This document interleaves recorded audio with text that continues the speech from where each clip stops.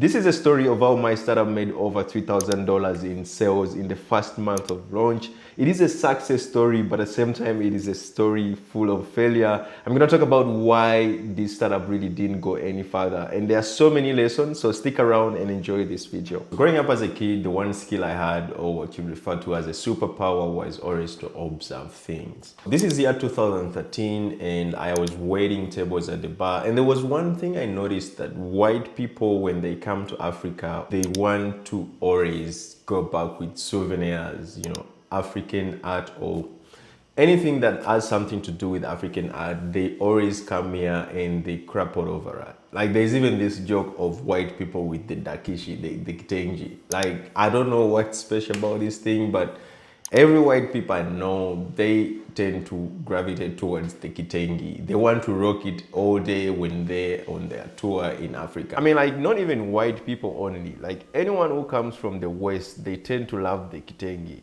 Now, for me, I saw an opportunity here. I started realizing, like, why do we have to wait for these white people to come to Africa to be able to buy African craft? And I think this is when the idea came to me. In my head, I thought if I could build something that can help the white people shop African craft before even they come to Africa, that would be better. I mean, that sounds like a good problem statement, but the real truth, you want to know the real truth? The real truth why I started this platform was I didn't want to work for anyone. I didn't want to be anyone's employee. So from day one, I've been rebellious and trying to figure out ways of being my own boss. So getting into the building phase, this is year 2013. One thing that I'm gonna tell you, technology yet wasn't developed, and building an e-commerce wasn't that straightforward as you see it in the modern day. And when I say it wasn't that straightforward, like, we were in a world where getting a merchant account was extremely hard.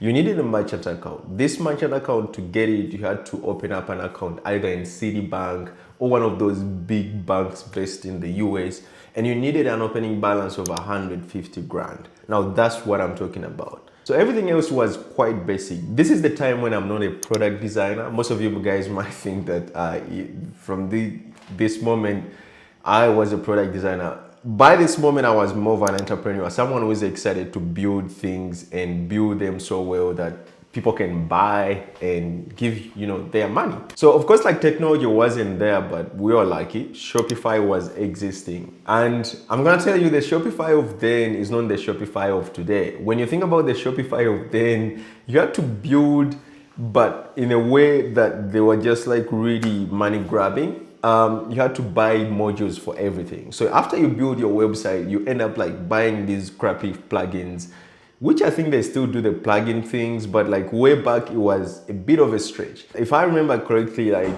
we got to a point where Shopify charged us almost like 800 bucks per month before even we started selling anything. And this was just because you had to buy all these functionalities different and then stitch everything together. So there wasn't really that massive web design needed. And I think the next thing there was coming up with the name. So I remember there was this art gallery called Afri Art Gallery. So I kind of like loved the name and decided to buy the domain because no one was looking at domains by then, I suppose. So I bought the domain, we call it Afri Art, set up the Facebook page. And I think Facebook was gonna play a huge role in making this product work. So after like really developing this e-commerce platform, we needed to get a merchant account. And this is one of the next hurdle we experienced, because way back, there weren't so many options. And if I give you an example, way back we had PayPal working, but then PayPal was a one-way thing where you can actually buy shit on the internet, but you cannot use it to receive money, or the white people can't give you their money, but you can give them your money. So we wanted something where the white people can buy from us and then we take their money. So we started going through different like providers. I think some of them I remember on top of it was Skrill. So most of you guys who don't know Skrill was the equivalent of Stripe in the modern day. It was really huge, and they couldn't even give us a merchant account. These are the guys who needed us to have a reservatory of 150 grand in any bank that they trust. I'm gonna tell you something fascinating, that way back, to get your website up and running or your e-commerce, people to trust you and to give you their cards, you had to sit some certain exams with this merchant or payment gateway provider, and then they give you trust, through a verified signature that you have to put somewhere on your website. Fast forward, like the build had to, get a merchant account. So we did sit all these examinations, and the company we went with was called To Check. So To Check trusted us with the merchant account. So essentially, if you place an order, you somewhere in the States, you place an order, that was gonna take about 4 days. And it was a cycle of every Tuesday, then we received the money here in Uganda. So why is this a big deal? So most of you guys might think way back people could move money that easy, contrasting it to now. It wasn't that really straightforward. If you to run a business, the way money used to move, it used to take months. If you're familiar with the SWIFT system, this could take around like 20 to 30 days. So that's why I think for us being able to have a turnaround time of 4 days, that was a huge deal. Now there's a backstory in between where I was young. I was 20 years old. I didn't have a national ID. I didn't have a bank account. I didn't have all the credentials that were needed to get this merchant account. All right, so the next goal here was to secure our first sale. So before we got the sale, we had to really get the products themselves. So I remember doing the sales where, went to all these different craft shops, like painting houses, like all the artists, like trying to convince them to list all their products on my platform. So remember the platform is called afriarts.com. It kind of communicated the essence of it. So I convinced a couple, like I managed to convince almost the entire craft market in Kampala, and most of these art galleries, they started listing all their products on AfriArts. Now you might ask yourself, how did we make our first sale? So I think way back, Facebook was just a new thing, really, really new in terms of like running ads. Facebook had just figured out Facebook ads. So I put up a page on Facebook, started running these ads. I think there were extensions that could run ads from Shopify onto Facebook. And everything was targeted to the Western market. Remember, like the Mzungus coming here and loving African craft. Like for me, that was my target market. So we started running insane ads to these markets, and boy, we got our first sale. And I remember it was this art piece that was priced like, $800. I mean, the fascinating thing about this, we marked up all these products almost by 400%. And I remember the most expensive product we had listed was not even close to $100.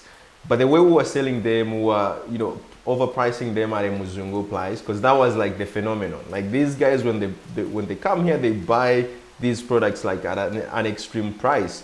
So price discrimination was a thing, and we were to make so much profit out of this if everything went well and we started selling really steady. So the last thing I remember checking our merchant account, we had over $3,000 in sales. The most fascinating thing about this, I didn't have a bank account. I had never touched $1,000 in my life. And this was for the first time to see money that is mine, that I've made off the internet. And that was more than $1,000. And that's why I think my co-founder played a great role, because I couldn't even set up a bank account if I needed.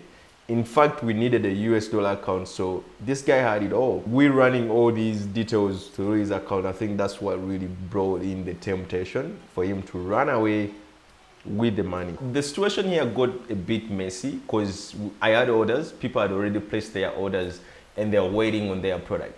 And I had figured out a way of shipping these products to these people through DHL. DHL at that time, it was, exorbitant. Like you getting a product from Uganda to, the West, that was extremely, really, really super expensive. And I was okay doing that because remember the 400% markup, that kind of made sense. It put in margin for all these costs. But now I'm stuck.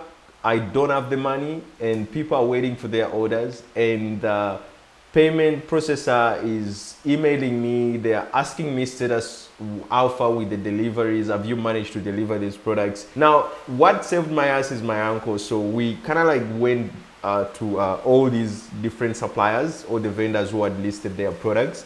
We managed to talk to them about the situation, and they kind of gave us discounts on some of the art pieces and some of the craft. So we managed to work with DHL to deliver all these products, and the users were happy. But then it left me in another like conundrum. If there's one thing I remember when we were trying to process and get this account from to check, they told us it was the first in Africa.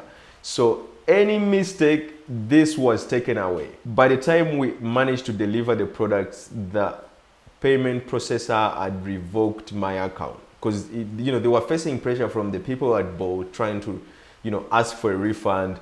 But I thank God that my uncle came in to save my ass and we made those deliveries. But then those deliveries really didn't save my merchant account. I mean, without the merchant account, I couldn't really take this any far.